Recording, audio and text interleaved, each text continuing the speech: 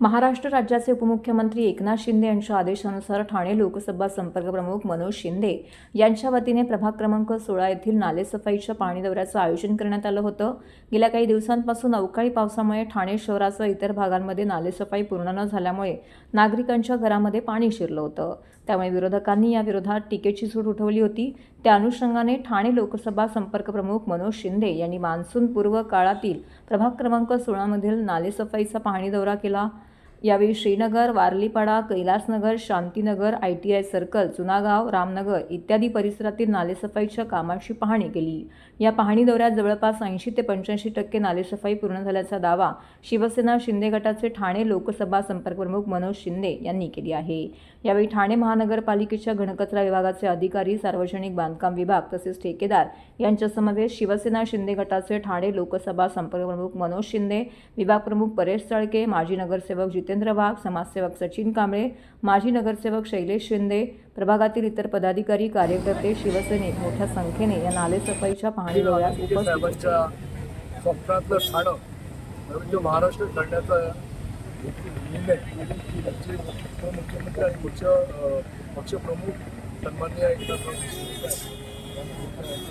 प्रमाणे पावसाळ्यात संपूर्ण भागाची सफाई झाली पाहिजे याचा पाठपुरावा पण त्या प्रभागातल्या पॅनलच्या पदाधिकाऱ्यांनी घ्यायला पाहिजे, लोकांपर्यंत पोहोचलं पाहिजे अशा प्रकारचा मानस संपूर्ण महाराष्ट्रामध्ये शिंदे साहेबांनी दिल्यानंतर या ठिकाणी आम्हाला तसे आदेश आल्यानंतर आज प्रभाग क्रमांक 16 परेश असू दे, शशी यादव असू दे, आमचे चव्हाण साहेब असू दे, शैलेश शिंदे असू दे,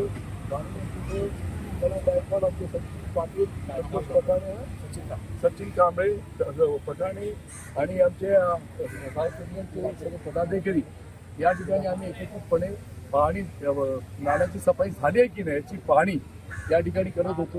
जवळजवळ 80% सफाई झाली आहे अशा प्रकारचं चित्र आम्हाला या ठिकाणी दिसलं आणि त्या माध्यमातून अशा प्रकारचा रिपोर्ट आम्ही आमच्या पक्षप्रमुखाला देणार आहोत। आणि ज्या ठिकाणी कारण काय मुळात हा जो प्रभाग क्रमांक 16 आहे इथून नाल्याचा उगम होतो, या मामाबाईच्या डोंगरापासून इथून जे पाणी येतं त्याच्यामुळे भविष्यामध्ये जे पुढे पाणी जाणार आहे तो पूर रोखण्यासाठी इथेच स्वच्छता या ठिकाणी करणं फार गरजेचं आहे आणि ती स्वच्छता मोहीम सुरू झालेली आहे। स्वच्छ ठाणे सुंदर ठाणे हे स्वप्न आणि निधी साहेबांचं एकनाथरावजींच्या माध्यमातून आम्ही ते माध्यमातून एक कार्यकर्ते एक सैनिक म्हणून या ठिकाणी पूर्ण करण्याचा प्रयास करत आहोत आणि आम्हाला पूर्ण विश्वास आहे की या पावसाळ्यामध्ये कुठल्याही प्रकारचा त्रास सर्वसामान्य नागरिकाला त्यांचं नुकसान सर्वसामान्याचं होणार नाही याची काळजी आम्ही घेऊ। पाऊस मोठा असला तरी एक आमची पावसातली एक टीम या ठिकाणी त्या भागामध्ये सक्षमतेने काम करते आहे। अशा प्रकारचे निर्देश आदेश आम्हाला आलेले आहेत आणि आम्ही ते करणार आहोत। आणि मला वाटतं की ठाण्यामध्ये देखील ज्या प्रभागामध्ये विषयी काय ते साहेबांच्या आदेशाचं पालन करून प्रत्येक ठिकाणी हे काम करतात आहे। ज्या ठिकाणी नाली साफसफाई झाली नाही, गटार साफसफाई झाली नाही, कचरा उचलून घेतला नाही त्या ठिकाणी देखील आपण आता पाहिलं असेल या दौऱ्यामध्ये साफसफाई, कचरा उचलणं, नाली साफ करणं, गटार साफ करणं हे सर्व काम जोरदार तातडीने या ठिकाणी युद्ध पातळीवर चालू आहे।